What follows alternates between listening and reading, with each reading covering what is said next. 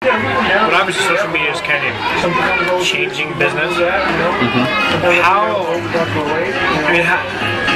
can businesses effectively use social media to increase the bottom line? I mean, it's becoming such an integral part of it now. I mean, what's the key, I guess? But, you're fine. Make sure you're still going there.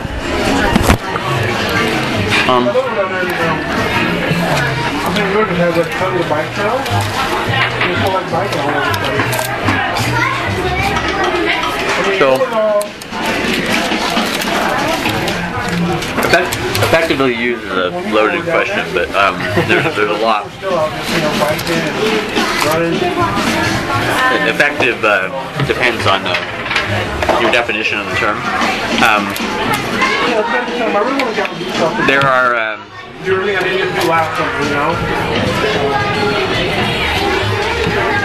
there are different strategies. You might want to just increase your audience. That's one strategy. Improve your reputation is another strategy.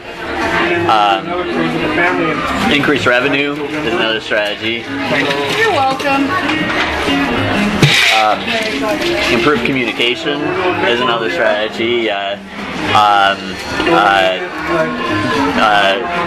Build community is another strategy. So all these things are different pieces to ways that social can help. I mean, as far as building numbers, that's easy.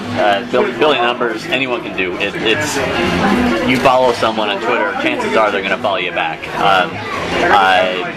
A lot of people on Facebook will, if you send them a friend request, they're going to accept your friend request even if they don't know you. That's just a fact, whether it makes sense or not. It's easy to build numbers. What's hard to build is relationships, and or what's harder,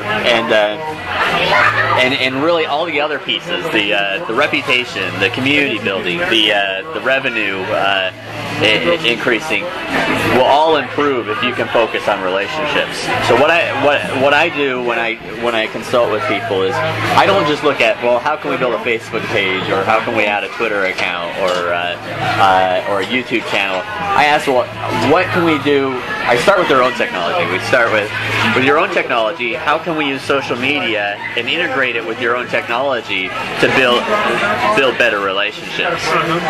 And again, the focus is on relationships. How can we foster relationships within this environment? That may not involve Facebook.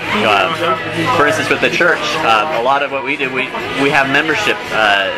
We have membership that we can work with to build relationships. We don't always need Facebook for that. And then we look outside.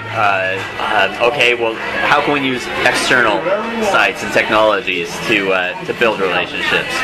So we'll look at Facebook, and we'll determine, okay, well, if we look at Facebook or Twitter and we can only devote time to one of them, which one are we going to choose? Which is going to give us the best bang for our buck? And that might be a different answer depending on what you're doing, but often it's Facebook. But the key again being, how can we further build relationships with these, and which is going to help us build relationships the best? And then what problems do these technologies solve, and how many people is it going to reach? I'll tell you straight out, Twitter's numbers that they share, they're padding them. The 200 million that they shared, that's 200 million total records in their database. Well, I had a former Facebook employee tell me that if you count total records in their database, it would have been over 1 billion plus. In fact, their database would probably be several billion total. Just of people who have ever signed up. If you count total records.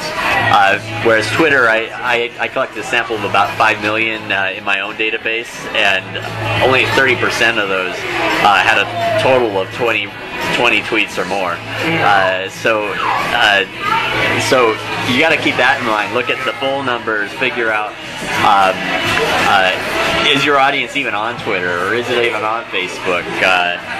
You'll see a lot of news organizations on Twitter because a lot of their audience is on Twitter, whereas that's not the case for Facebook in many instances. So you got to figure out where your audience is. You've got to focus on relationships, and then figure out ways that you can connect your audience and then connect you and build relationships. When you say relationships, I mean, I guess go a little deeper. What does that mean? I guess relating to somebody.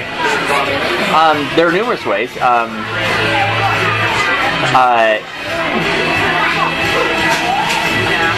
So let's start with a website, for instance.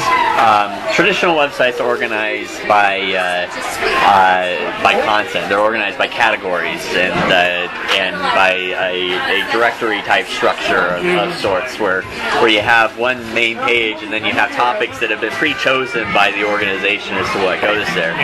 Well, rather than that, why not take the user's Facebook friends or Twitter friends and organize the content by that? What are their friends sharing? What are their friends interested in?